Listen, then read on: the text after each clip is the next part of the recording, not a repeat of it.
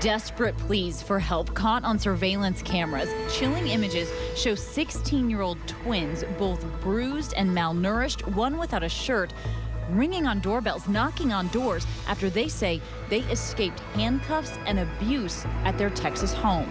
Tonight, their mother and her boyfriend in custody.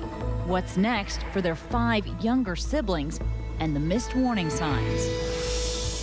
An alarming spike tonight in the number of children hospitalized in the U.S. The signs and symptoms of respiratory illness that parents need to look out for. Torture, mass graves, and war crimes. An in-depth look at the unspeakable horrors forced upon Ukrainians in a war they never wanted.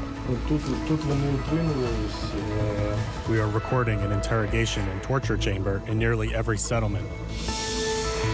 Desperate and violent. As victory seems further away for Vladimir Putin, Secretary of State Antony Blinken sits down one-on-one with our George Stephanopoulos to shed light on what's next for the embattled Russian president. I think it's another sign of Putin's desperation. Just in the last few weeks, he's tried to mobilize more forces. He's gone through with this sham annexation of Ukrainian territory. Growing from challenges and finding faith in her own leadership, our Lindsay Davis takes to the water with congressional hopeful Nancy Mace. The Republican talks about her abortion stance, climate change, and a moderate message. Life's not fair. It's not easy. And you're going to get stuff thrown your way that you're not going to expect. And on an app catered to influencing others, one creator is sharing life's awkward little moments with honesty and humor. It's okay to not be okay, or no one's mad at you, or rest is productive. Just these little nuggets during the day that just feel like a bit of a hug and make you feel a bit more comfortable in your own skin. And good evening, everybody. I'm Kana Whitworth. I'm in for Lindsay Davis here in Los Angeles tonight, and thank you so much for streaming with us. And we begin tonight with an alleged house of horrors in Texas and the dramatic escape by a pair of 16-year-old twins who showed up on a neighbor's doorstep at 5:30 in the morning pleading for help. Tonight, their mom and her boyfriend are in custody. The neighbor's Ring camera showing the emaciated boy and girl detailing their escape from the home. They say they were handcuffed and confined to a laundry room. The neighbor, who is also a nurse, opened the door, gave them blankets and food, documented their injuries, and called police, who eventually found the couple in Baton Rouge, Louisiana. Now, the concern for their 5 younger siblings and the missed warning signs, including previous child cruelty charges against their mother. Maria Villarreal leads us off tonight from Texas with more on this disturbing case and what's next for these kids. Tonight, these are the harrowing images of a brother and sister who police say were being held captive in their own home. The images of their pleas for help were captured by a doorbell video camera. The 2 teens are twins. They were going door to door begging for someone to help them. There were signs on their arms. They'd been handcuffed, both barefoot and one shirtless. They were saying that they had just gotten here from Baton Rouge, I think they said, that they just moved here and that their mom didn't disclose the address to them, and so they didn't know where they lived. 5:30 a.m. Tuesday morning, the pair approached the door of a neighbor who wants to remain anonymous. The woman taking the teens in, feeding them, giving them blankets.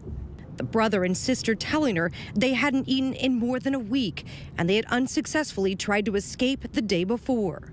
But she got caught and her mom beat her, hit her in the head.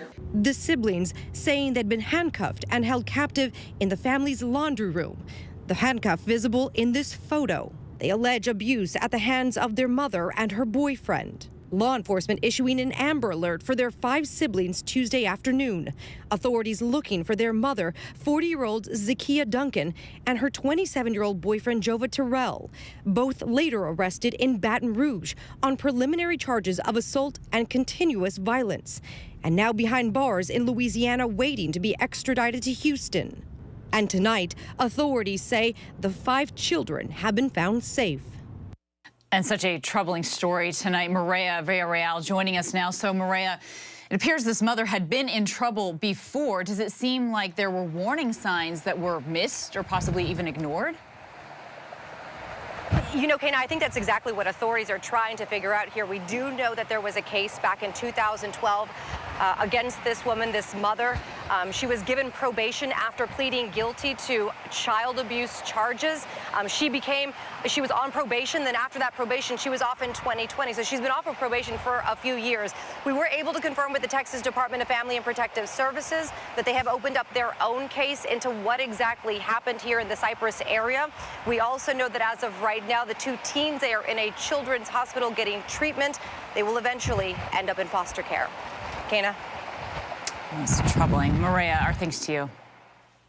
And now to the alarming rise in the number of children who have been hospitalized with respiratory illnesses across the country. At least 34 states are now reporting they're struggling with this surge. This is the highest number of children hospitalized nationwide in 2 years, with 71% of the nation's 40,000 pediatric hospital beds full. So tonight, Ariel Rushev has the latest on the warning signs that parents need to look out for. With that surge in child respiratory viruses, tonight hospitals pushed to the brink. 71% of pediatric beds across the country are now filled, the highest level in 2 years. And many parents like Amanda Bentley want to warn other families. Her 18-month-old son Joshua has been in the hospital with RSV for more than a week. Really high fevers, difficulty breathing. It was a lot of work to breathe. He would cough until he vomited. Hospitals in at least 34 states are treating a crush of children sick with RSV, flu, and other viruses. Connecticut Children's in Hartford is scrambling to treat patients in hallways while they consider a plan with FEMA and the National Guard to set up a surge tent outside. We're seeing patients in every available space possible. So we will do whatever it takes to take care of the patients wherever we can have them. Experts say parents should take their kids to the doctor or ER if they see signs of respiratory distress, like fast or labored breathing, a fever, or blue or discolored skin on the face, signaling low oxygen.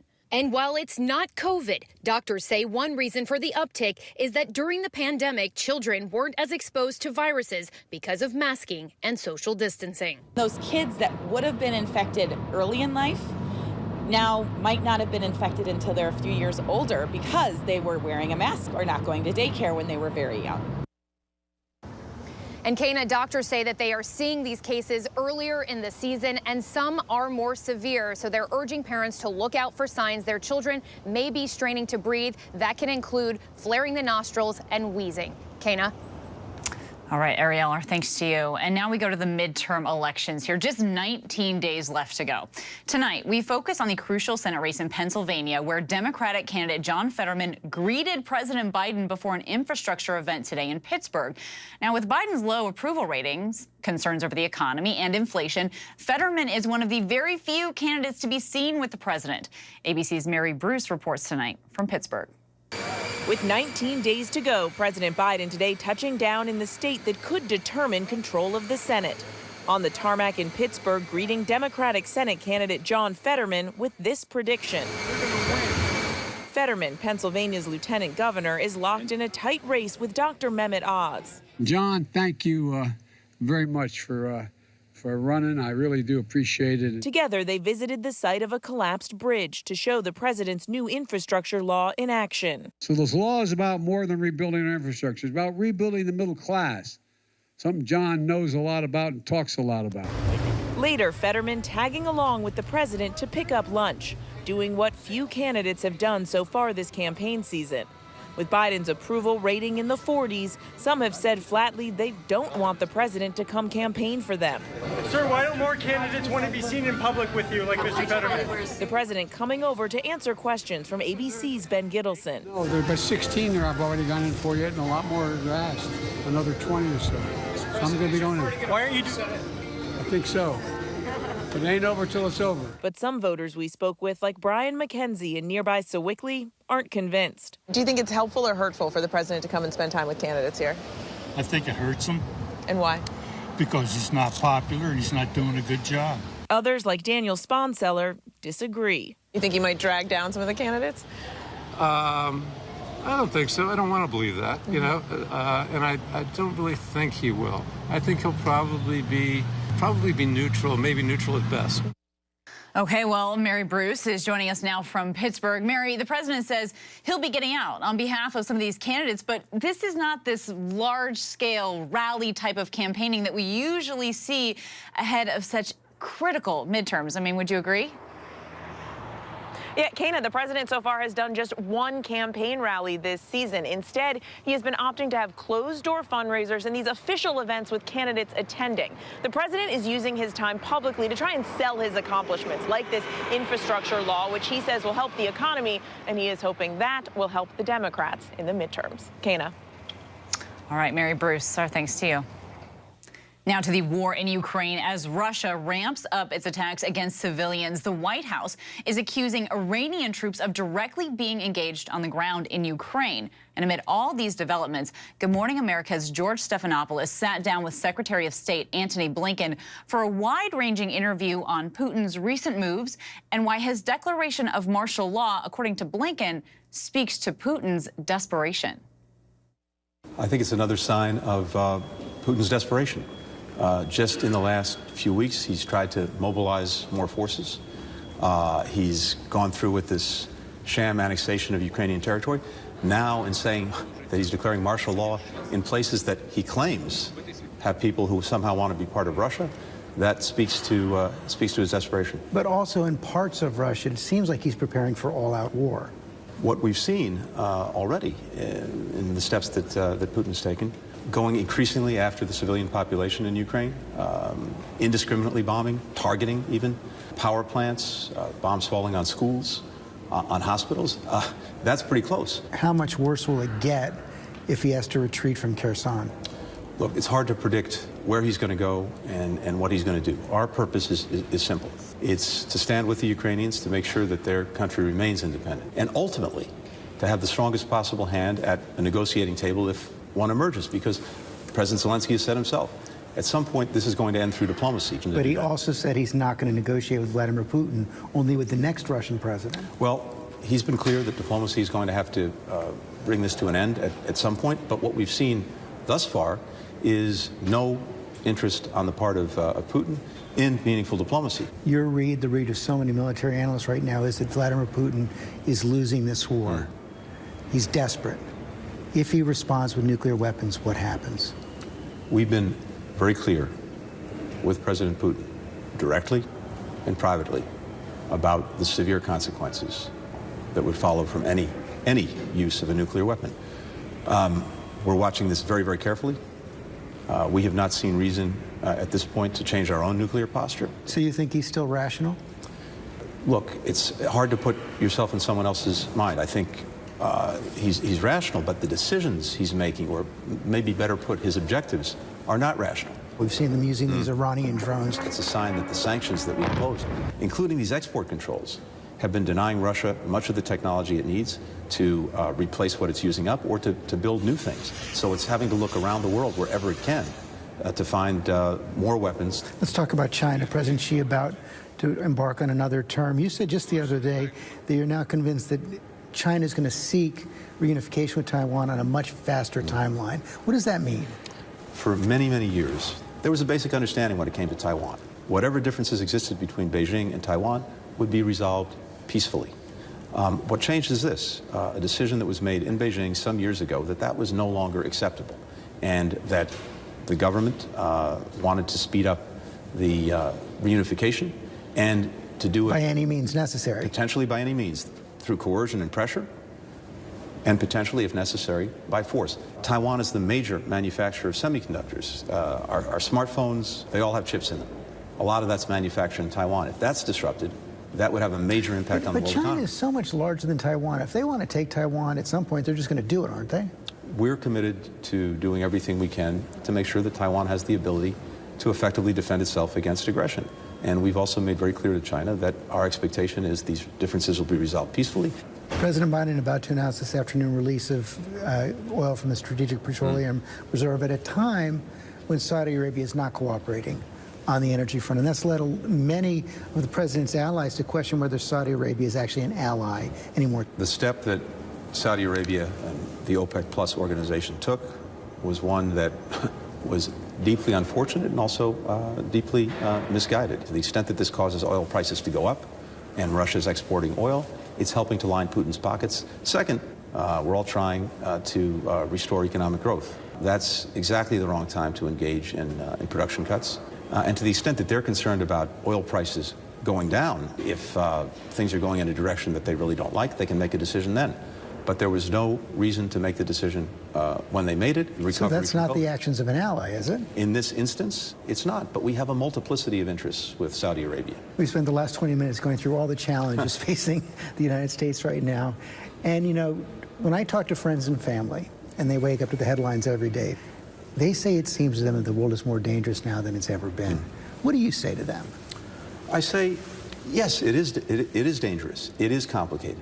It is full of challenge. And part of it is because we know what's happening around the world in real time in ways that we never did before. But at the same time, I'm also seeing incredible opportunities. One of the first instructions I got from President Biden in taking this job was to re-energize our partnerships. Most of the problems that we actually have to solve, that people are worried about, we have to be able to work with other countries. That's what our diplomacy is all about. Later today, here in Philadelphia, I'm going to get a chance to swear in some new American citizens. One of the parts of my job that gives me the greatest satisfaction. Your face just lit up. It's the renewal of our country. My late stepfather, he became a citizen of the United States, and he used to say to me, you know, you are an American citizen by a very happy accident of birth. I'm an American by choice. That's a very powerful thing. That's what carries our country forward.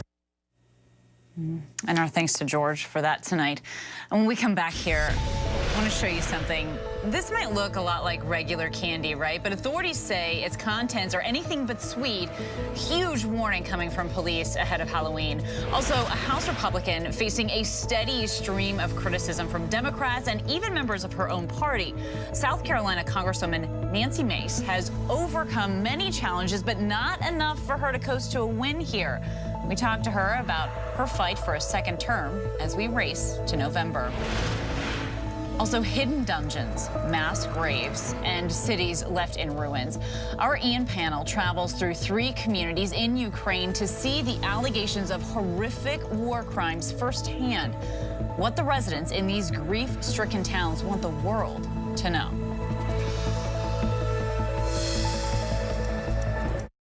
This is ABC News Live. The crush of families here in Poland. At refugee centers. In Putin's Russia. On the ground in Ukraine. Close to the front line. Here at the White House. Destructive Cat 4 storm. Here along I-5. Boston is in the bullseye. Let's go. We made it. ABC News Live, America's #1 streaming news. Anytime, anywhere. Streaming 24/7, straight to you for free. Thank you for making ABC News Live America's #1 streaming news. Bring them on. If only there was a place in the morning to start my day. With a smile, somewhere to help me get in the know. A place as spectacular as, well, me. I think we might know a place, right, guys? Bring your friends. Oh, wait, there is. Good morning, America. GMA, 7A, every day. Boom, boom, boom. Good morning, Michael. Good morning, Robin. Good morning, America. How are you? Boom. Now that's how you start your day, people. All right, here we go. You ready? Let's do it. Yes, it's the show America wants and America needs right now. This is What Would You Do? Let's go. How are you? Yes. So what will you be watching Saturdays on ABC News Live?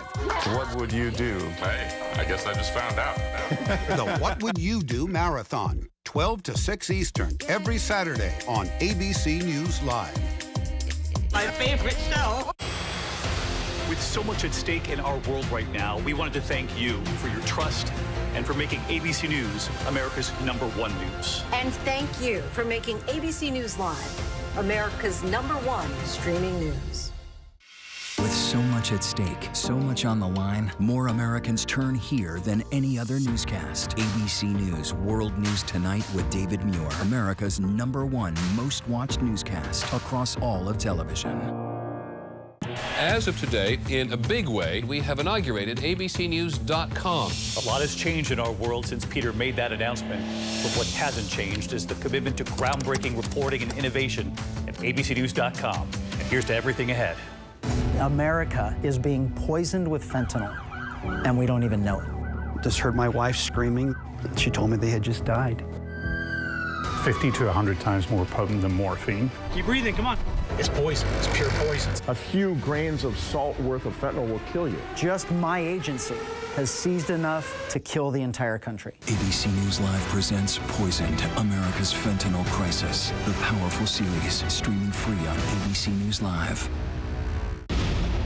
Before Columbine, Newtown, Parkland, and Uvalde.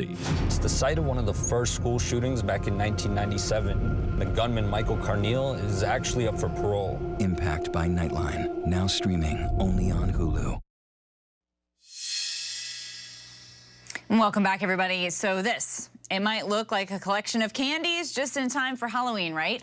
But officials have a dire warning as they say investigators found 12,000 fentanyl pills inside these bags of candy. Someone actually tried to make it through security at Los Angeles International Airport with Sweet Tart, Skittles, and Whopper bags full of this potentially deadly drug. The suspect actually managed to get away, but this incident sparking concern and prompting authorities to warn parents to check your kids' candy ahead of Halloween. And now back to the war in Ukraine. Right now, Russia is evacuating tens of thousands from the city of Kherson to the south, with Ukrainian forces closing in. President Zelensky says Russia may be trying to actually recruit some of those leaving to fight in the war. In the meantime, the liberated towns in the east continue to dig up and uncover absolute atrocities. ABC's chief foreign correspondent, Ian Pannell, spent the last several days in some of these communities. We have to warn you here that what you're about to see is incredibly disturbing.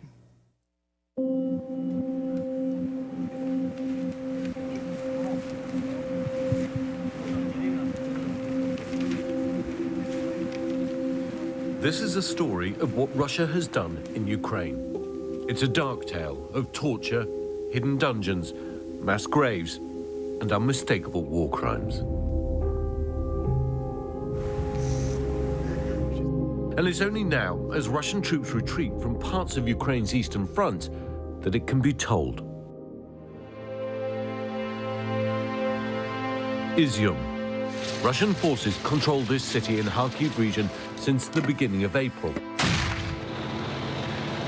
A lightning Ukrainian counter-offensive forced the Russians back. What they left behind was a city in ruins. And a people who endured unimaginable torture. When the Russians came to town, they turned the ground floor of this police station into what investigators say is a torture cell. Yeah, this is some of, it looks like ration packs. See there, it says Russian Army. Deeper into the bowels of the building, the conditions are squalid. There were 4 prisoners kept in here. It's damp, it's dark. It just reeks of fear. You see here on the wall, must be days. They're trying to keep track. 21, 28, I guess until they were liberated.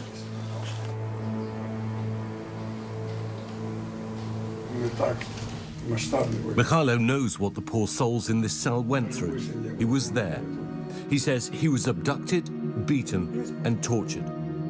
We first met him at the hospital where he was awaiting surgery for his injuries. On the 29th of August, they took me from my home, threw a bag over my head, and took me into the cell. I spent 12 days there. First, they smashed my arm. Then they started beating me. They electrocuted me, tortured me however they liked. They tortured me for nothing. They didn't need a reason. They don't care. They are savages. After a while, I felt no pain. I didn't feel it. Even when they pushed metal spikes into my clavicle, I felt nothing but that point. The first 20 minutes that they were beating me up were painful, and afterwards, I didn't care. The next thing I know, I woke up in a hospital They don't care who they torture. Men, women, elderly. There were women in the cells crying all night. They tortured one every morning. They called it morning exercise. Mikhail, can you ever forgive? Can you ever forget what happened? Never. This is something you can't forget.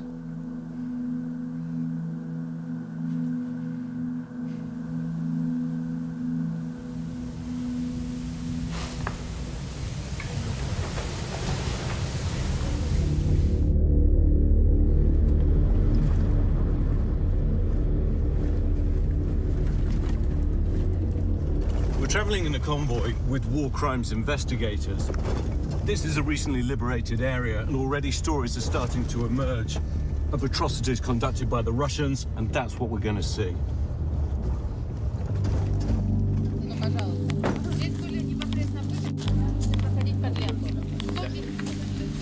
In the recently liberated village of Pesky Radkivsky, the investigators show us another torture chamber.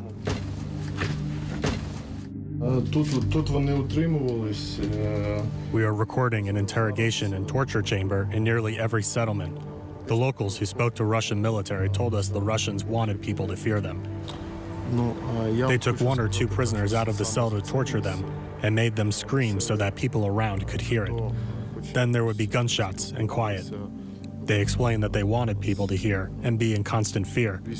Right opposite the house where they set up a torture chamber, there's a government building where they were giving out food. They tortured prisoners on the clock at the same time they were giving out food, throughout the day and at night. Amongst the gruesome evidence discovered at the house, a box of gold teeth, extracted from victims. Andrei says that he was one of those brought here by the Russians. Welcome to paradise. Come in. You'll feel like you're in heaven in here.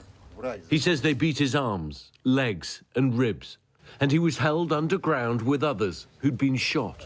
It was terrifying. I was afraid of getting killed. I have a little kid, 12 years old. I can never forgive them. I suffered for nothing. I was in my own land. I never harmed anyone. I only ever helped people my whole life. I won't forgive them.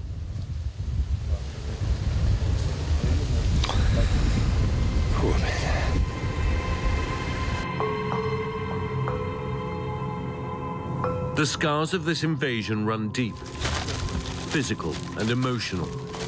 Victims in this region were beaten, waterboarded, electrocuted, and put in stress positions, according to a Human Rights Watch report. The UN also finding that sexual violence against Ukrainians is used as a weapon of war, with victims ranging from 4 years old to 80. The world body estimates there are over 400 cases of forced disappearance by the Russian army and affiliated groups.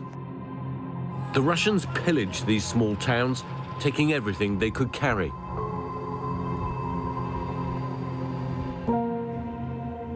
And those who survived must now learn to live with the horrors they've endured.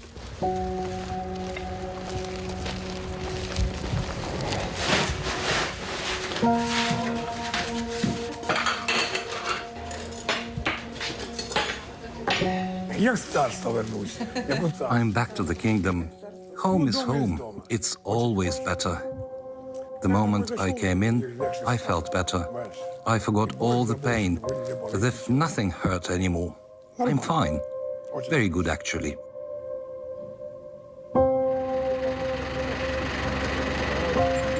The survivors here must also learn to live among the dead. In the Kharkiv and Donetsk regions, mass graves dot the landscape. Now the work of holding Russia accountable for its alleged war crimes is gathering pace. No one can imagine the pain of watching your son's tortured body being exhumed. But Alexander still stands watch as his son Andrei is brought from his grave. The young father of 3 was taken by the Russians to the dark woods outside Borova. He endured the worst torture imaginable. Andrei's mutilated body was thrown into this pit where other victims were buried until Alexander was allowed to collect his son. They tortured him. If they just shot him, that would be one thing. But they cut him. Cut his finger off.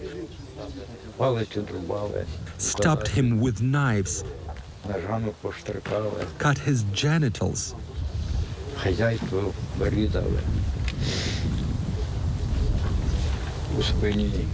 When I washed his body, I found 15 gunshot wounds in his back. 4 of them stuck in his spine.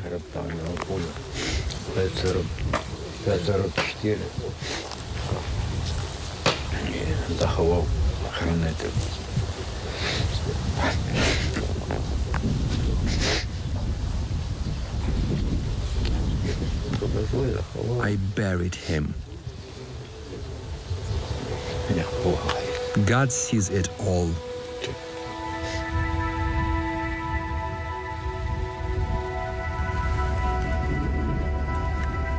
"8 months of death and destruction in a war of Putin's choice that Ukraine and its people must endure. This is a story with a beginning, a middle, and no end in sight." And that was Ian Pannell showing us tonight. This is all far from over even for those communities that have been liberated. And still ahead here on crime. A CDC committee adds the COVID vaccine to its list of recommended shots. What does that mean for school children? Also, she keeps her millions of followers laughing. It's a unique approach to storytelling. Comedian Elise Myers tells us what fuels her unfiltered content in this week's TikTok. And after just 44 days in power, Liz Truss is no longer the British Prime Minister. We take a look at how her career stacks up to the others. That's by the numbers tonight. But first, our tweet of the day, the 10 Downing Street cat Larry, with a tongue-in-cheek tweet saying he's now in charge. Larry the cat has now outlasted 4 prime ministers.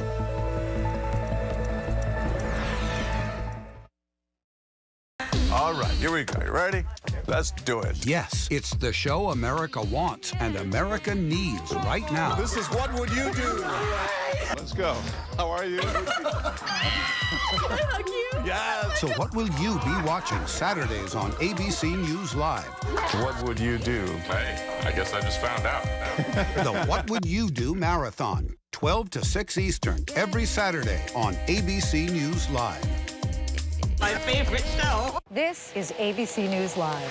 The crush of families here in Poland. At refugee centers In Putin's Russia. On the ground in Ukraine, close to the front line. Here at the White House. Destructive Cat 4 storm. You're along I-5. Boston is in the bullseye. Let's go. We made it. ABC News Live, America's #1 streaming news. Anytime, anywhere. Streaming 24/7, straight to you for free. Thank you for making ABC News Live America's #1 streaming news.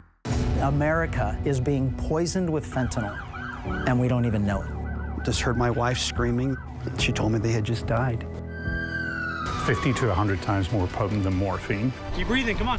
It's poison. It's pure poison. A few grains of salt worth of fentanyl will kill you. Just my agency has seized enough to kill the entire country. ABC News Live presents Poisoned, America's Fentanyl Crisis. The powerful series, streaming free on ABC News Live.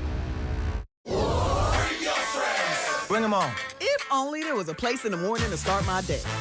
With a smile, somewhere to help me get in the know.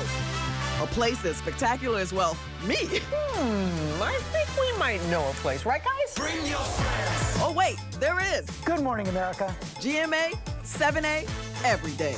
Boom, boom, boom.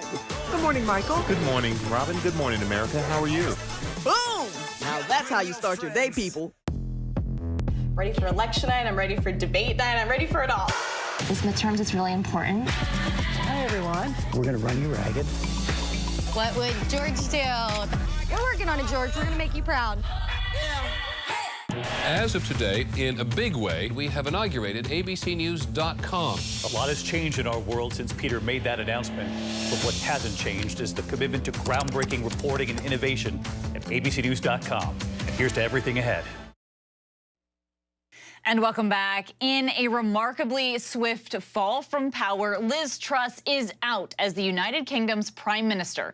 So let's take a look by the numbers tonight. Truss resigned today after just 44 days as Prime Minister, after her budget and tax cut plans backfired, sending the country into financial turmoil during her 6 short weeks in office.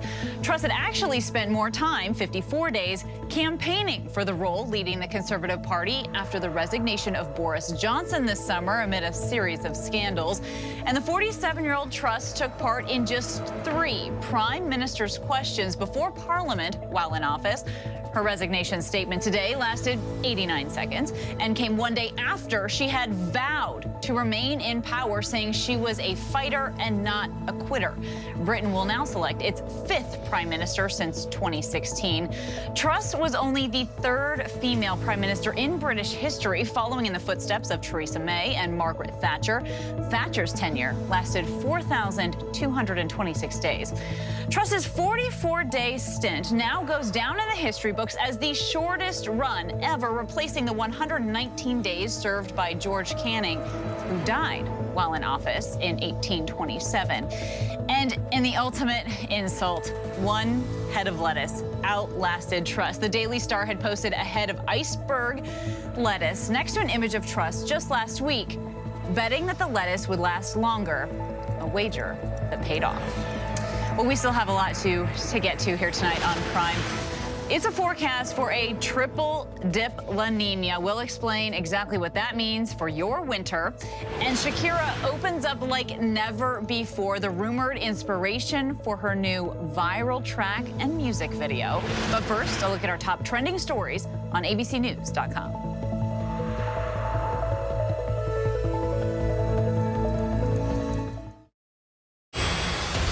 So much at stake in our world right now. We wanted to thank you for your trust and for making ABC News America's #1 news. And thank you for making ABC News Live America's #1 streaming news. Now streaming on ABC News Live 2020. True crime, cinematic, real-life drama, stunning, the unthinkable. Follow the clues, The Hunt. True crime 2020. Now streaming on ABC News Live.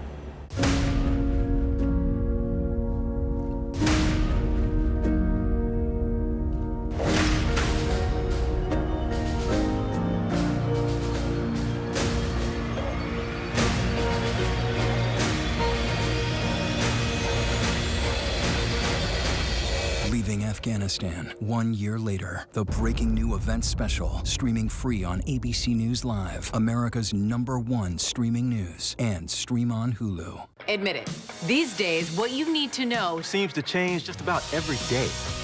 What is it that you really want to know, need to know? To help you not just get through your day, but to make the most of it. Feel smarter. Feel better. Feel happier. Well, how about a 3rd hour of Good Morning America? GMA 3, what you need to know. Now streaming on ABC News Live. It's all about you. I know what happened, and I'm not guilty. Why the fascination with criminal trials? Figure out what's really out there. She revealed she had murdered his family. I know in my heart they did this. It's the time of suspicion. The ending's really tough. You don't know whether truth is going to be difficult to find unless you try to find it.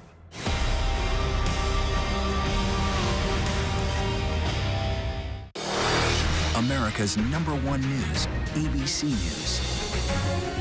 Most watched, most trusted, and streaming live to you anytime, anywhere, and free.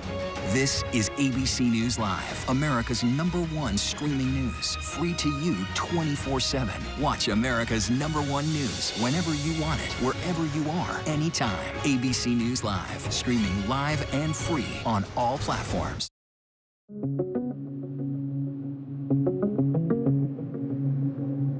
A terrifying discovery caught on a Ring camera outside of Houston, Texas. Two 16-year-old twins pleading for help on their neighbor's doorstep in the early morning hours of Tuesday. Police say the neighbor took the teens in, called police, as they revealed they had been abused, handcuffed, and confined to their laundry room before they escaped. Police arrived to find the teens' mother, her boyfriend, and their 5 siblings had already fled after issuing an Amber Alert for the siblings. Police found the mother and boyfriend in Louisiana. The couple now in custody, awaiting extradition back to Texas. President Joe Biden in the battleground state of Pennsylvania, touting his bipartisan infrastructure investments at the Fern Hollow Bridge, which collapsed in January. The president also joining Democratic Senate candidate John Fetterman at a fundraiser for one of the most competitive races in the country. It's a move few Democratic candidates have dared to do, as Biden's approval ratings hover at 42.5%, according to 538. That avoidance seen in some Senate candidates like Georgia's Raphael Warnock and Wisconsin's Mandela Barnes, who have both kept their distance from Biden, though are now welcoming former President Obama to their state in the coming weeks. Back in Pennsylvania, polls have Fetterman slightly ahead of his opponent, Republican TV doctor Mehmet Oz. A CDC advisory panel has voted to add COVID vaccines to the list of recommended routine vaccines. The move allows states to decide whether to require the vaccine for students, and the designation will help adults get the shots covered by insurance, since the federal government plans to stop covering those costs next year. On Wednesday, a CDC advisory committee had separately decided to add COVID vaccines to the Vaccines for Children program, a government-funded initiative which allows children to receive vaccinations for free if they are uninsured or unable to pay for them. A child in Nevada is dead after contracting a brain-eating amoeba while swimming in Lake Mead. The Southern Nevada Health District believes the boy was exposed to the parasite while swimming in late September. The amoeba lives in warm, freshwater environments. It enters through the nose and then travels into the brain. Officials say that while infections are extremely rare, they're almost always fatal. Brace yourselves, winter's coming. NOAA released its annual winter outlook, saying there will be a classic La Nina pattern for the 3rd year in a row, meaning the U.S. will see a triple dip La Nina for only the 3rd time. NOAA forecasting winter to be colder than normal from the Pacific Northwest to the Great Lakes, while much of the southern half of the U.S. and up through the Northeast have at least a slight chance of a warmer than normal winter. Much of the northern part of the country may see more rain or snow than normal, with less predicted in the southern half. Amid a year of turmoil, pop star Shakira is out with a new song that has fans buzzing. The artist collaborated with Ozuna on Monotonia, which is rumored to address her high-profile split from soccer star Gerard Piqué. In the song, Shakira says, Fue culpa tuya y tampoco mía. Fue culpa de la monotonía. It wasn't your fault, nor was it mine. Blame it on the monotony. She also claims the split was in part due to his narcissism, and the music video shows her heart literally being blown out of her chest. The pop star and Piqué announced their separation after 12 years over the summer. And now we want to take you to South Carolina, where a House Republican has drawn the ire of both Democrats and members of her own party in her first term in Congress. Representative Nancy Mace has overcome many challenges to get where she is now. ABC News Live Prime anchor Lindsay Davis meets Mace as she navigates a delicate balancing act in the race to November.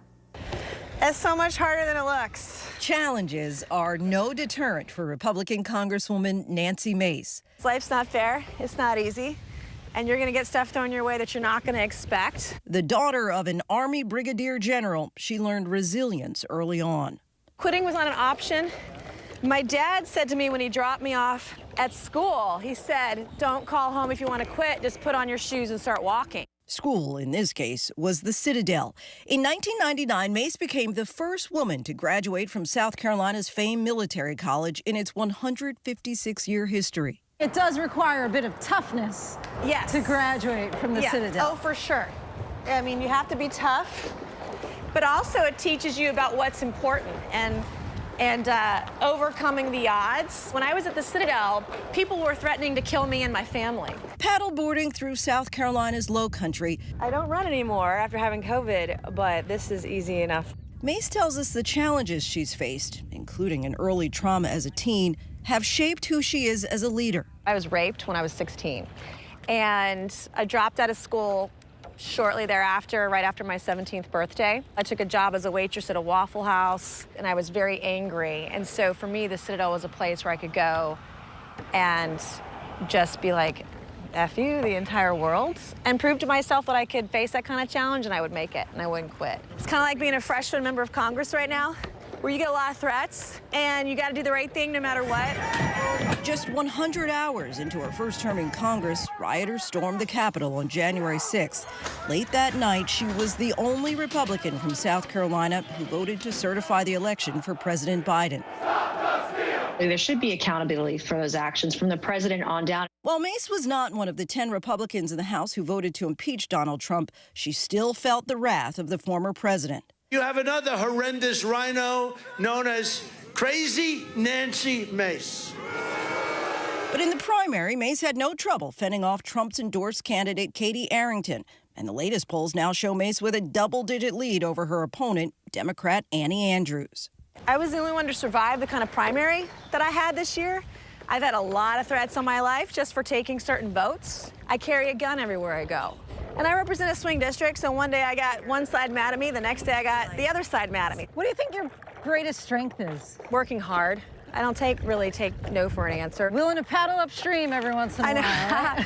Right? Yeah. How about your biggest weakness? Sometimes my expectations are too high. I don't have very much patience. What are the priorities for the people here in South Carolina? The cost of everything is up between gas and groceries, but rent is way up, and it's just hard to make ends meet. But inflation's a #1 issue. Abortion's an issue down here. And I think folks want someone who's willing to find and build consensus somewhere in the middle. What do you think about Lindsey Graham's abortion ban federally? The devil's always in the details is what I told Senator Graham. And I didn't like 2 provisions in his bill. One, that women who've been raped have to report it to the police. That's a non-starter. I can't imagine if I had to be forced to report my rape when I was 16, I probably would have ended it all. With less than 3 weeks to go until midterms, Mace is keenly aware that abortion is a key issue for her constituents. She says second only to the economy. You've talked quite openly about being raped when you were 16 years old. How does that inform your policy on abortion? If you've been raped or you're a victim of incest or your life's in danger or there's a fetal abnormality, the government shouldn't be stepping in there. You should have those exceptions protected. If you're going to ban abortion, the very minimum, rock bottom minimum that you should be doing is protecting every woman's right to access to contraceptives. I think that Republicans' message early on was wrong. We buried our heads in the sand, and that wasn't the right move. I didn't. I decided to lean into the issue. You talk about how you carry a gun on a daily basis. Is there something that can be done, a meeting of the minds with regards to gun control? Absolutely. And I, as a mom, after the day after I dropped my kids at school, the day after Uvalde, I was in tears because there were families in Texas that weren't able to be in the carpool line the next day. And that is gut-wrenching. There should just be one database that everybody can access where everybody's information is put into it so you know in real time that that person is a bad person and they shouldn't be able to buy a gun. So do you then support red flag laws? I don't. That is a slippery slope that you run into. I think it could be used against people who are law-abiding citizens. Mace says she attempts to strike a moderate tone across a gamut of issues, including a topic many in her party often avoid, climate change. It's an issue that I've worked on. I'm one of the founding members of the Conservative Climate Caucus. We're right here on the ocean, sitting on the ocean where there is sea level rise. We saw with Hurricane Ian that sea level rise is a problem. Now, you do not support offshore drilling, but at the same time, you've said that you want to see this country be energy independent. And so how do you get both? There's a balance, right? I think, we all want to be greener. I think we can look at using excess resources that we have here for the next 20, 30, 50 years until the green technology catches up. You can't just do it overnight. You have to be able to transition. Her moderate message and willingness to compromise potentially put her at odds with many Republican candidates on the ballot this fall. I passed over 20 bills out of committee working with Democrats. So you think it is possible for a Republican to have success without championing the former President I Trump? just proved it. I mean, I just won my primary overwhelmingly. Some of your Republican colleagues have suggested that if Republicans do take back control, that they would like to see Joe Biden be impeached. Is that a priority that you would support? It's not actually, and in fact, we've seen impeachment weaponized over the last couple of years. If there's reason to impeach a president, then go for it. But that should not be a priority for the United States Congress in the next legislative session. Hello to South Carolina. Would you like to see Donald Trump run for president in 2024? I would like to see a deep bench on both sides of the aisle. And to me, as a woman in Congress, I'm the first woman, Republican woman, elected to Congress from the state of South Carolina. It took us 100 years after women's suffrage to do that. I want to see a woman on the ticket. Would you vote for Donald Trump again? I'll support the nominee in 24. But for Mace, in her own race to November and beyond, Look at that wind taking her. You're about to crash into the... she knows firsthand staying afloat is all about finding just the right balance. We made it this far. Oh, that was really enlightening and athletic. Our thanks to you, Lindsay Davis, as always. And we're tracking several headlines around the world here tonight. Tires erupting in flames. At least 60 people killed in Chad after protesting against the interim leader's 2-year extension of power. As a result, authorities established a curfew there. And Venezuelan migrants in Central American countries said they would not give up on their dream of reaching the United States, despite the entry restrictions announced by Joe Biden's administration last week. Now, the cross-border plan was launched to curb a sharp increase in border crossings by Venezuelans. According to the UN, the humanitarian crisis in Venezuela is the second largest in the world. And we are 1 month away from the Men's World Cup in Qatar. 32 teams will be competing to dethrone the holders of France, who won the 2018 World Cup in Russia. The tournament actually had to be rescheduled to the winter months to avoid the intense summer heat. And we turn now to our weekly segment, TikTok, where we take a closer look at the story behind the sensation. And our next guest is making waves online with her unique approach to storytelling. Comedian Elise Myers gained 5.4 million followers by sharing so relatable stories about awkward moments in her life with a fantastic comedic twist. Take a look. What's the worst first date I've ever been on? I'm so glad you asked. I'm going to tell you right now. This man messages me out of the blue and he goes, I like your face. Let's go get some food. I love food. Are you my soulmate? He says, meet me at my house. I will drive us to the restaurant together. Why did we not just meet there? I have no idea. Elise, welcome to the show. Thank you so much. What an intro. You know, I mean, we've all kind of been there in one way or another, right? You've achieved such success, though, on this app really in a short time. And as we heard there, you're known for what might be considered the worst first date ever. Was there a second one? He tried to have a second one, and it caused me to delete just the whole app. He invited me to a movie theater, and I said, you know what? I'm not trying to buy 100 movie tickets tonight. I really can't afford that. So we're just going to call it a no. Just throw your phone in the trash after that one. Right into a lake.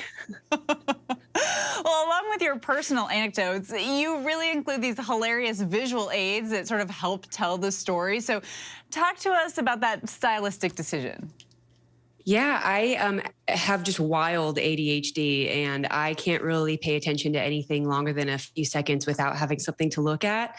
And so I decided, because the video was so long, it was like 3 minutes. And on this platform, you know, most people don't watch a 3-minute video. And so I was like, well, I would love to just put some little icons on there for people to watch. And it ended up just kind of becoming the style I did not mean to create. Why do you think, in your opinion, people are so drawn to this content? I think part of it, for me at least, is the honesty behind it.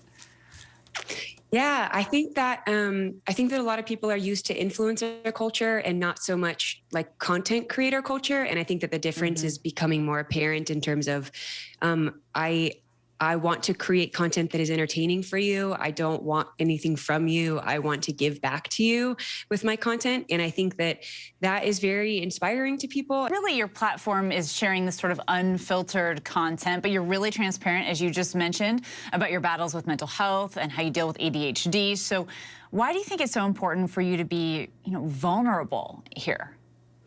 Yeah, I think that I think we either don't hear a lot about mental health being spoken about, or we hear it in a way that feels very clinical and very cold.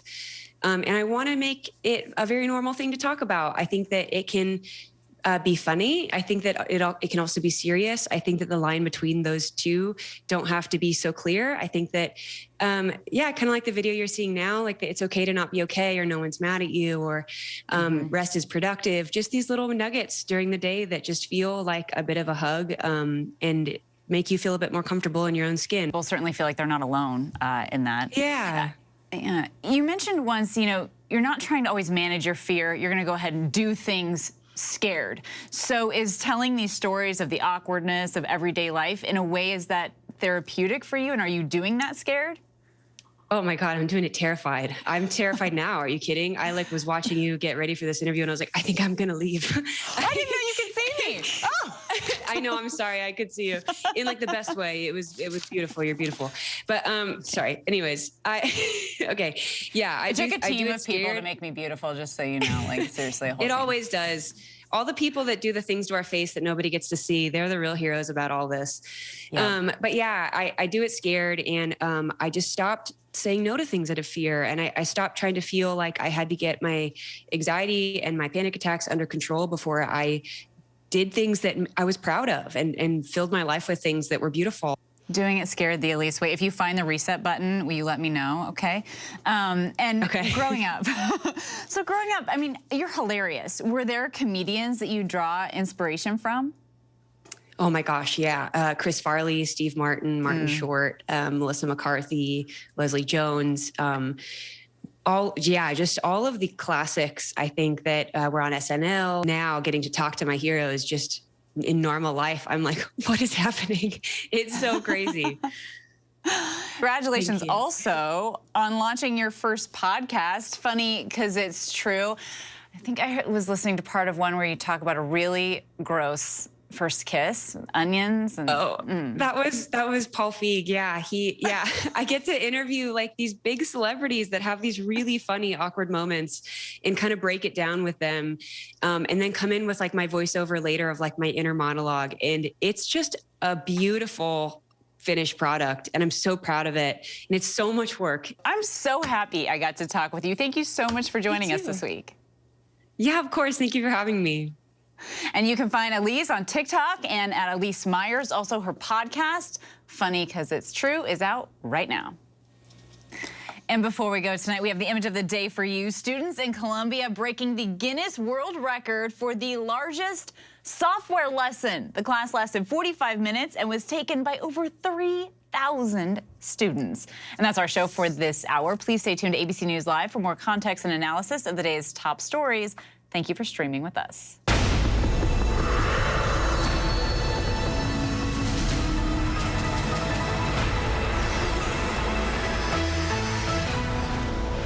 And coming up in the next hour, we're staying on top of a few things here. First of all, it's dark tales of torture, discoveries of mass graves, families with nothing left but heartbreak.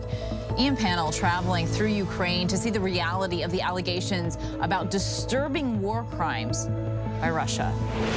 And with so much conflict around the world, George Stephanopoulos speaks with Secretary of State Antony Blinken about Putin's latest moves in Ukraine, facing the challenges from China and getting energy cooperation from Saudi Arabia. ABC News. Most watched, most trusted, and streaming live to you anytime, anywhere, and free.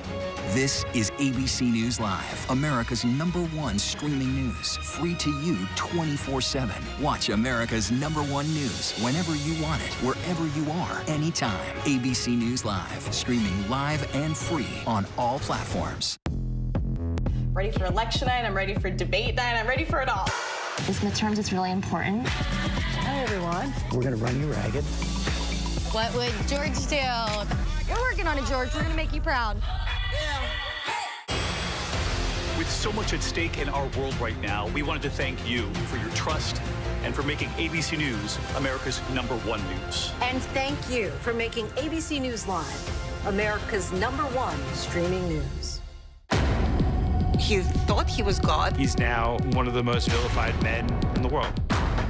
He is the everyman. Zelensky is the Tom Hanks of Ukraine. The fact that a little nice Jewish boy is 5'7" is showing up this KGB agent in the Kremlin. What do you say to Americans who see Russia and you not only as a rival, but an unfriendly adversary? Two men at war. Which Vladimir will take over. The world is not going to be the same. Amber Rose Isaac was the love of my life. She went into the hospital. And then I just see Shamani as... She was as good as dead as soon as she walked into that hospital. Black women are 4 times more likely to die than their white counterparts with the same symptoms. I can't let Amber be another statistic.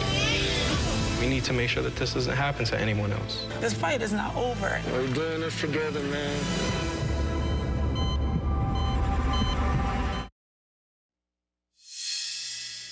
And good evening, everybody. I'm Kana Whitworth in Los Angeles. We're in for Lindsay Davis tonight, and thank you so much for streaming with us. We're monitoring several developments here at ABC News at this hour. A Princeton student, Ms. Raj Unete, found dead on campus nearly a week after she went missing. And according to police, the 20-year-old's body was found by an employee outside on the facility's grounds behind the tennis courts. There are no obvious signs of injuries, but an autopsy will be conducted. And actor Kevin Spacey was found not liable in a civil sexual abuse trial brought by fellow actor Anthony Rapp. The accusations stem from an incident in 1986 when Rapp alleged Spacey climbed on top of him at a party when he was just 14 years old and Spacey was 26. The lawsuit has been dismissed. And a report by police states the motive remains unknown for the mass shooting along a North Carolina nature trail that killed 5 people, including the suspect's brother, and injured 2 others. The shooter, critically injured. Raleigh police have not said if the suspect was shot by officers or himself. And again to the war in Ukraine, where we will be devoting this entire half hour to the conflict playing out there. This includes an extended conversation with Secretary of State Antony Blinken, as tonight the White House is accusing Iran of directly having boots on the ground in Crimea to help Russia. This comes as Russia is evacuating tens of thousands from the city of Kherson to the south, with Ukrainian forces closing in. Now, President Zelensky says that Russia might be trying to recruit some of those leaving to fight in the war. But first, while this is playing out in that region, in the liberated towns in eastern Ukraine, they continue to dig up and uncover absolute atrocities. ABC's chief foreign correspondent, Ian Pannell, has spent the last several days in some of these communities. We have to warn you that what you're about to see is incredibly disturbing.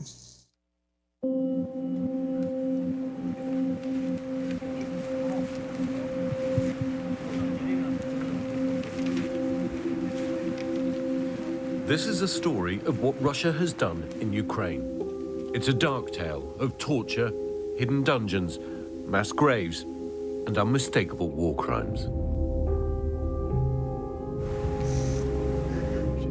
And it's only now, as Russian troops retreat from parts of Ukraine's eastern front, that it can be told.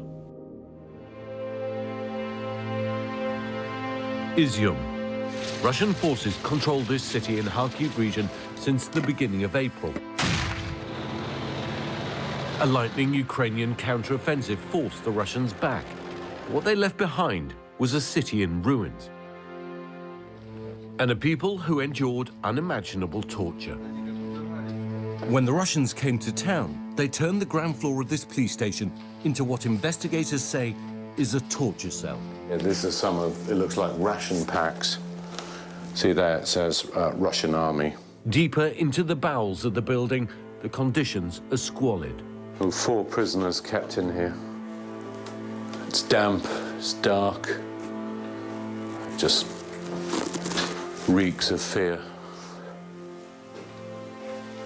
You see here on the wall, Must be days. They're trying to keep track. 21, 28. I guess until they were liberated.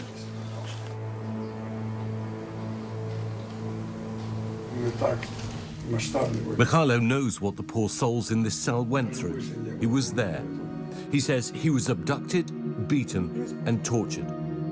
We first met him at the hospital where he was awaiting surgery for his injuries. On the 29th of August, they took me from my home, threw a bag over my head, and took me into the cell. I spent 12 days there. First, they smashed my arm. Then they started beating me.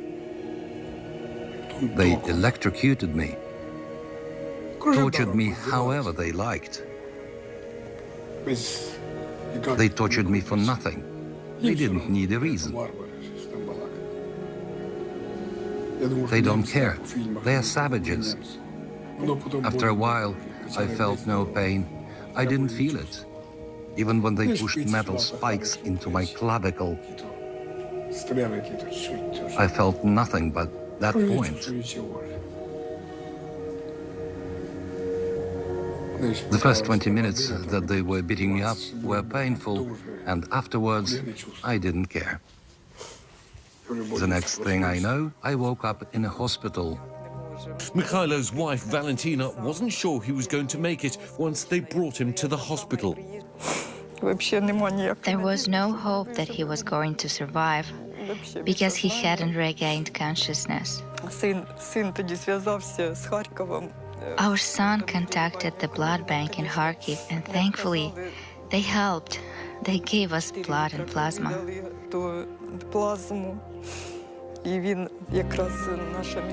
And just as the first Ukrainian police were driving in Izum, no civilians were allowed in yet. But our son brought the blood and plasma in with police escort. That saved Mikhailo's life.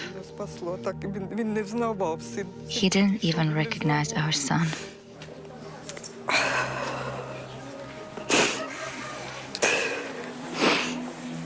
They don't care who they torture. Men, women, elderly. There were women in the cells crying all night. They tortured one every morning. They called it morning exercise. Mikhail, can you ever forgive? Can you ever forget what happened? Never. This is something you can't forget.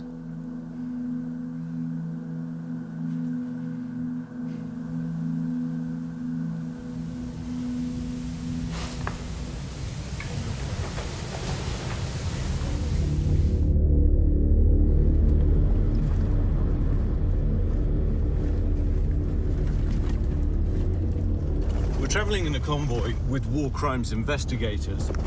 This is a recently liberated area, and already stories are starting to emerge of atrocities conducted by the Russians, and that's what we're going to see.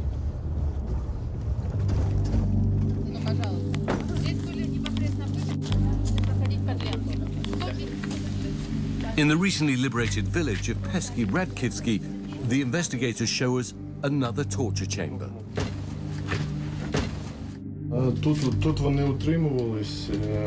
We are recording an interrogation and torture chamber in nearly every settlement.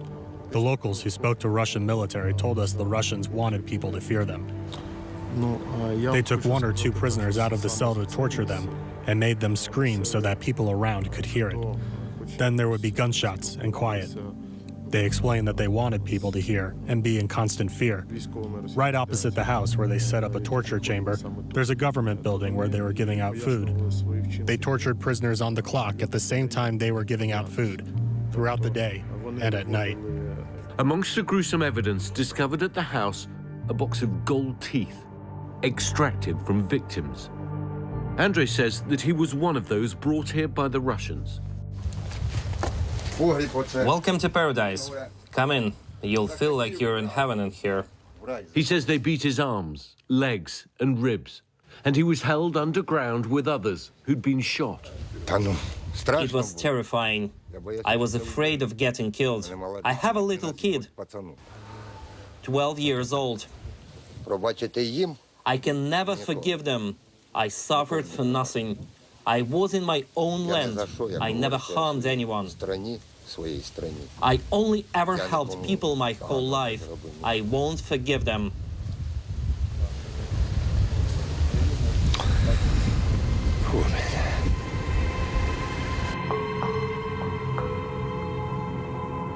The scars of this invasion run deep, physical and emotional. Victims in this region were beaten, waterboarded, electrocuted, and put in stress positions, according to a Human Rights Watch report. The UN also finding that sexual violence against Ukrainians is used as a weapon of war, with victims ranging from 4 years old to 80. The World Body estimates there are over 400 cases of forced disappearance by the Russian army and affiliated groups. The Russians pillaged these small towns, taking everything they could carry.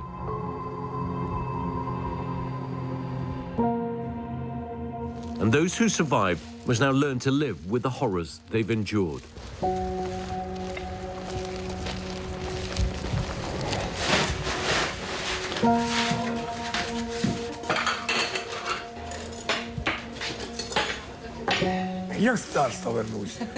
I'm back to the kingdom. Home is home. It's always better. The moment I came in, I felt better. I forgot all the pain, as if nothing hurt anymore. I'm fine. Very good, actually.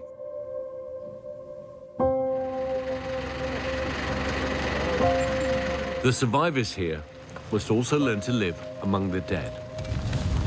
In the Kharkiv and Donetsk regions, mass graves dot the landscape.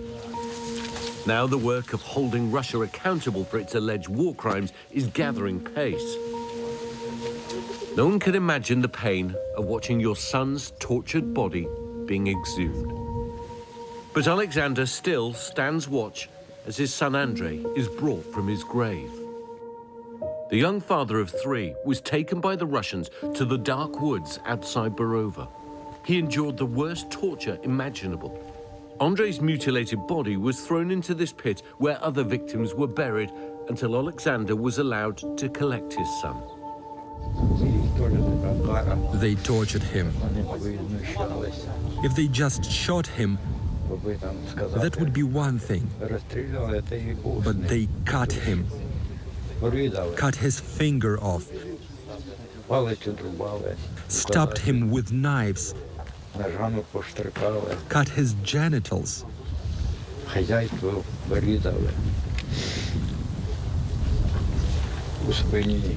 When I washed his body, I found 15 gunshot wounds in his back. 4 of them stuck in his spine.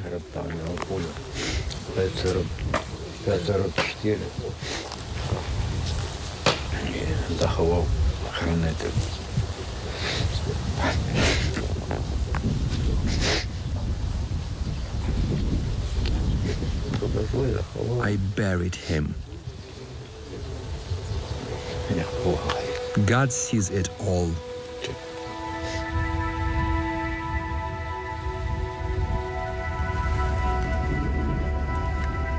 Eight months of death and destruction in a war of Putin's choice that Ukraine and its people must endure. This is a story with a beginning, a middle, and no end in sight.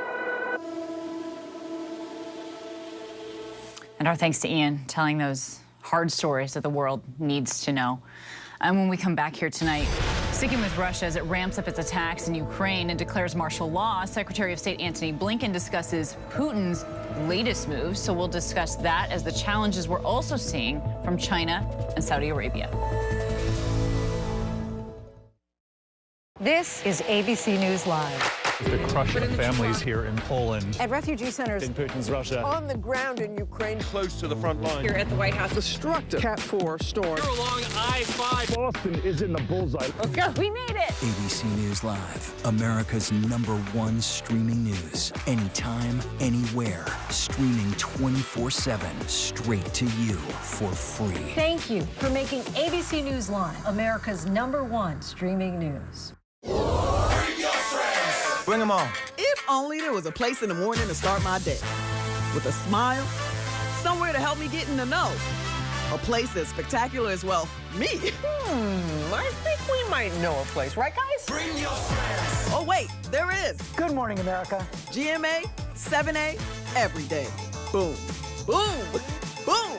Good morning, Michael. Good morning, Robin. Good morning, America. How are you? Boom! Now that's how you start your day, people. I gotta go. Ah! Don't get that on camera. Ah! Don't get that on camera. I can't turn back. Ready for election night, I'm ready for debate night, I'm ready for it all. This midterms is really important. It will definitely shape the 2024 presidential election. I'm not ready. Gas me up. Gas me up. I promise I don't cry this much. Girl. And I gotta grab and go. Boom. I'm Libby Kathy. Nice to meet you with ABC News. Wilmer Duff with ABC. Miles Cohen. Nice to meet you, Senator Scott. It don't matter who it is, baby. We ain't gonna take no for an answer. Hi, everyone. We're going to run you ragged. These seem to be setting up as perhaps the most consequential midterm in our lifetime. There's some pressure.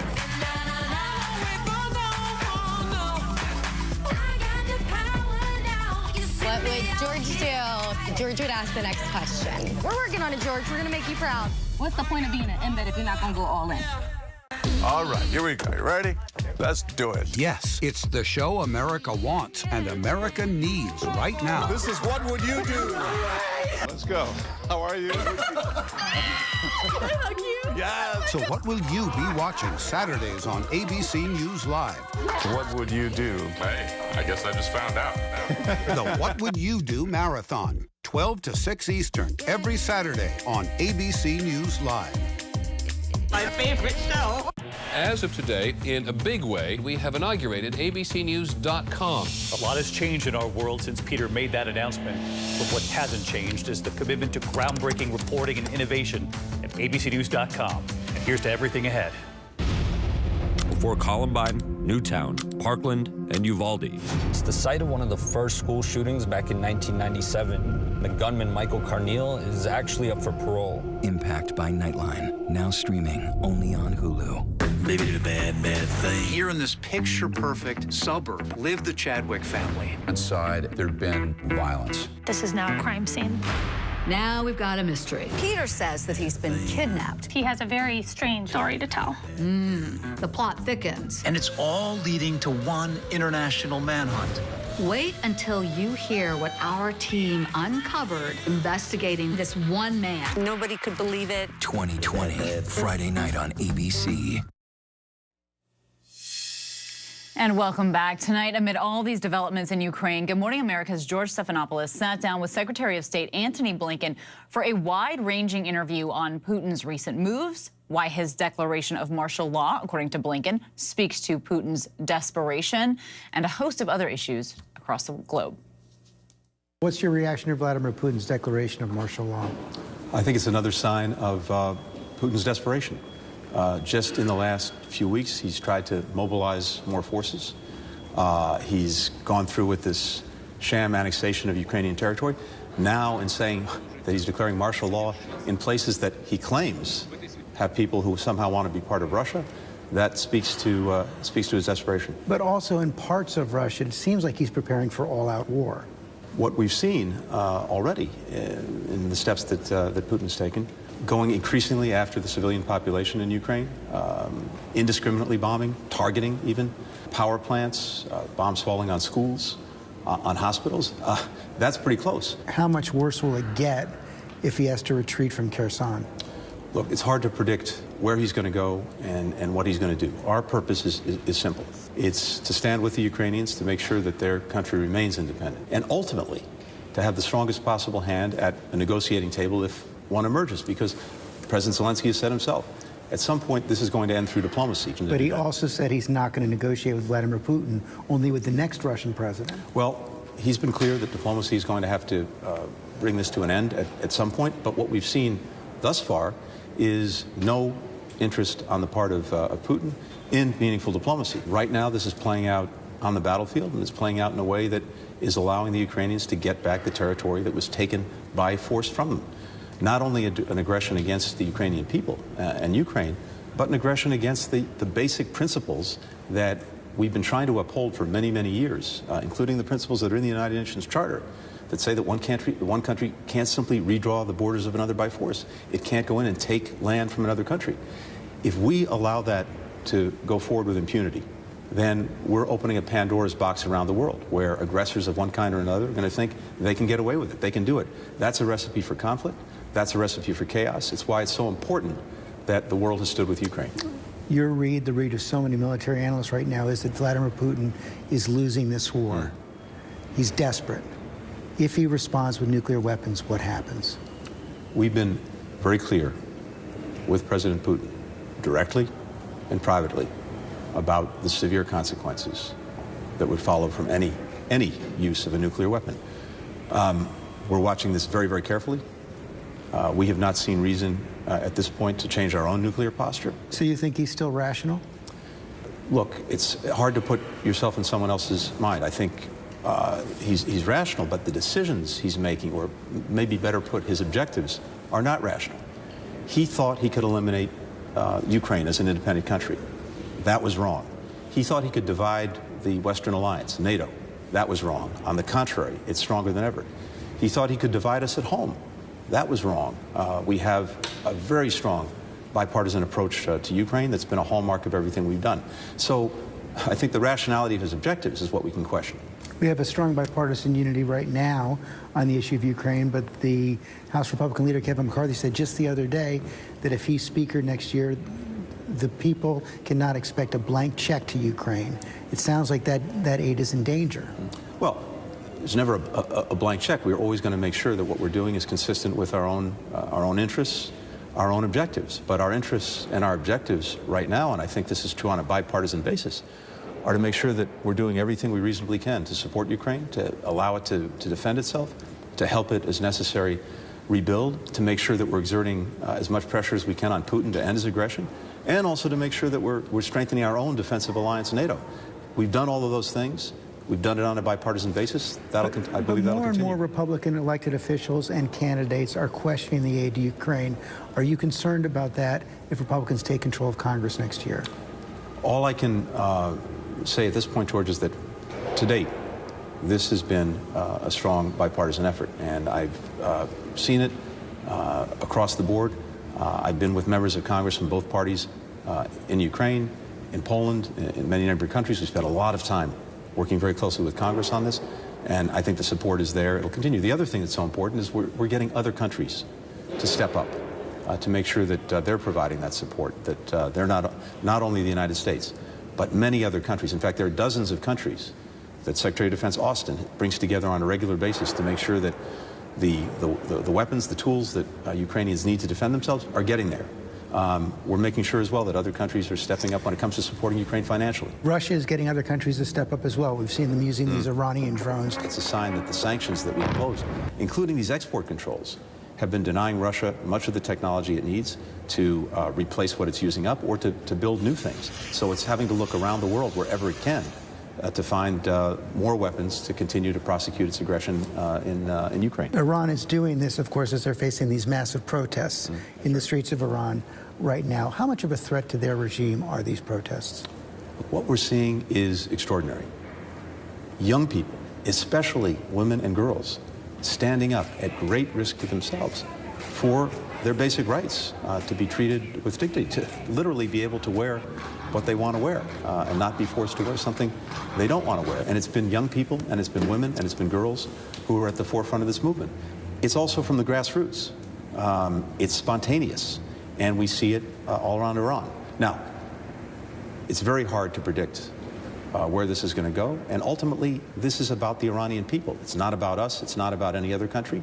It's about what they want, what they're entitled to, and if the regime listens to them and responds, that'll be one thing. If it doesn't, this could go in a very different direction, but it's hard to predict where it'll go. Former President Obama said just the other day he wished he would have done more during the Green Revolution in Iran. Are we doing enough now? Not only are we speaking out and standing up in solidarity with those who are putting their lives at risk for their freedoms, but we're taking action.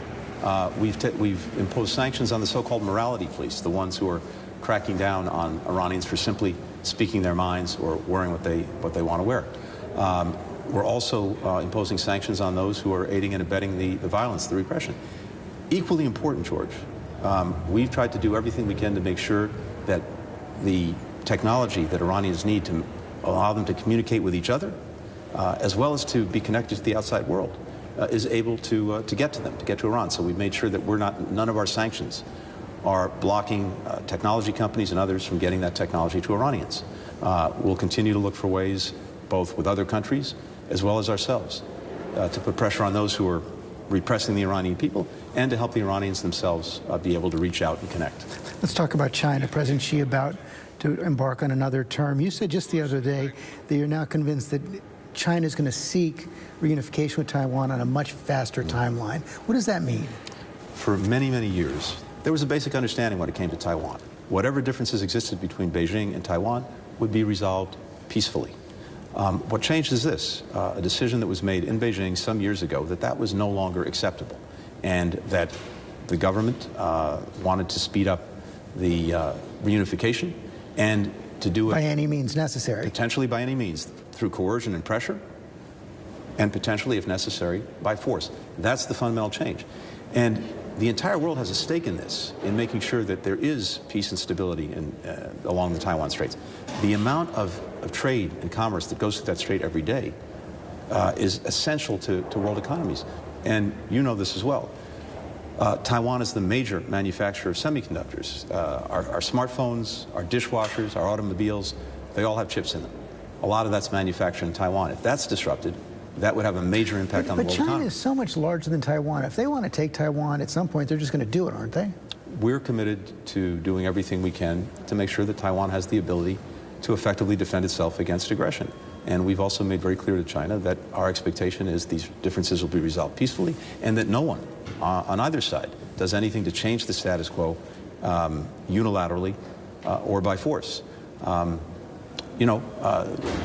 Beijing's going to have to make its own calculations, its own decisions, but what we've said and we've been very clear about is that preserving the status quo, making sure that these differences are resolved peacefully, is essential. It's not only essential to us, I think it's essential to countries around the world. And I suspect that Beijing is hearing this, again, not just from us, but from many other countries. You know, Wall Street Journal had a pretty striking editorial the other day. They said that China now presents the most formidable challenge to U.S. national security that we've faced since World War II. Do you agree with that? China does represent a profound challenge because here's what's happening. This is an inflection point for the world. The post-Cold War era is over, and there is a competition underway to shape what comes next. China would like to shape what comes next, and it wants a world order, but one that's profoundly illiberal. We want a world order that is liberal in its nature. So there's a competition underway about shaping what that looks like.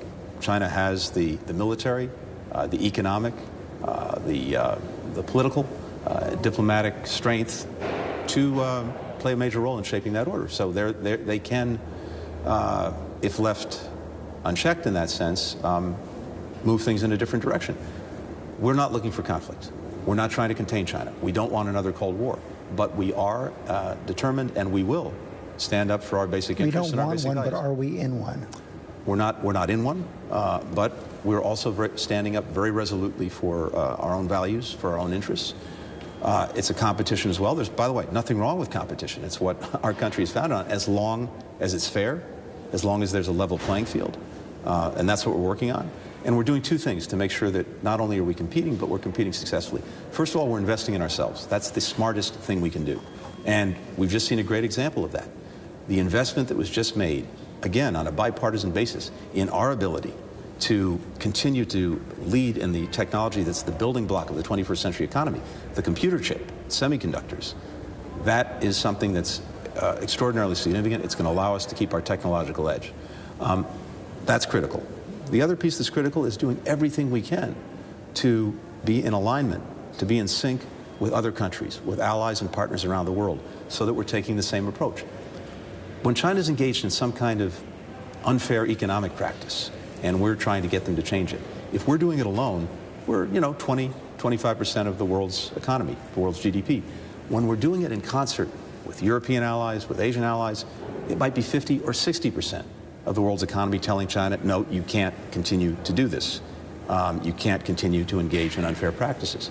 Similarly, we want to make sure that if China's investing in countries around the world, there's nothing wrong with investment, nothing wrong with trade. The trade's got to be fair. The investment, we just have to be very careful that it's not in strategic sectors, strategic companies that could pose a threat to our security. And again, the more we're doing that with allies and partners, the more effective we're going to be.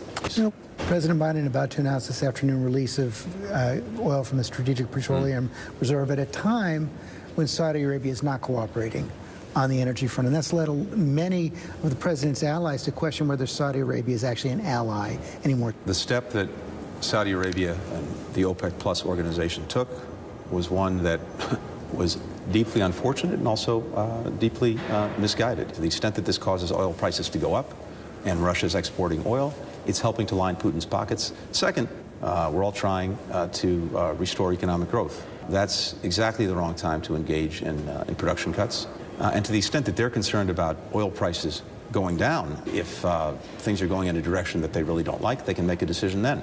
But there was no reason to make the decision when they made it. So that's not the actions of an ally, is it? In this instance, it's not. But we have a multiplicity of interests with Saudi Arabia. And we have to make sure that we're accounting for all of those interests. We have a strong interest in stability in the region. We have an interest in seeing stronger, more positive relations between Israel and Arab countries, something that we're working on. We have an interest in bringing the war in Yemen to an end. By many accounts, this is the worst humanitarian situation in the world. That requires Saudi Arabia's cooperation. And in fact, they have cooperated in trying to bring the war to an end. We have an interest, of course, in pushing back against extremism and the potential for terrorism. And Saudi Arabia in the past has been a partner on that. So all of these things have to be in the mix. But the president's been very clear about our feelings about the step that Saudi Arabia took and OPEC Plus took. And of course, we're taking steps to make sure that energy gets on the market so that the demand is actually met by supply, including, for example, additional releases from our own Strategic Petroleum Reserve. We spent the last 20 minutes going through all the challenges facing the United States right now. And, you know, when I talk to friends and family, and they wake up to the headlines every day, they say it seems to them that the world is more dangerous now than it's ever been. What do you say to them? I say, yes, it is dangerous. It is complicated. It is full of challenge. And part of it is because we know what's happening around the world in real time in ways that we never did before. And that creates a sense that things are a little bit more chaotic and a little bit more dangerous. But at the same time, I'm also seeing incredible opportunities. One of the first instructions I got from President Biden in taking this job was to re-energize our partnerships, to rejuvenate them, to re-engage, because most of the problems that we actually have to solve, that people are worried about, climate change, health, and COVID, the way these new technologies are shaping our lives, we have to be able to work with other countries. That's what our diplomacy is all about. Later today, here in Philadelphia, I'm going to get a chance to swear in some new American citizens. One of the parts of my job that gives me the greatest satisfaction. Your face just lit up. It's the renewal of our country.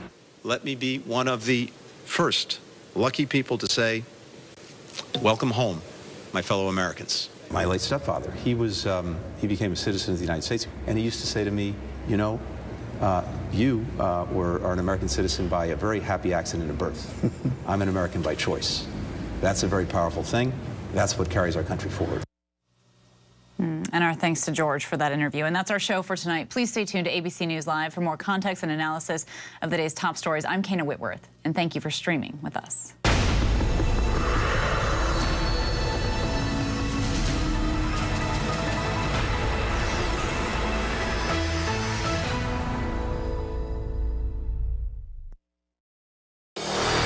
America's #1 news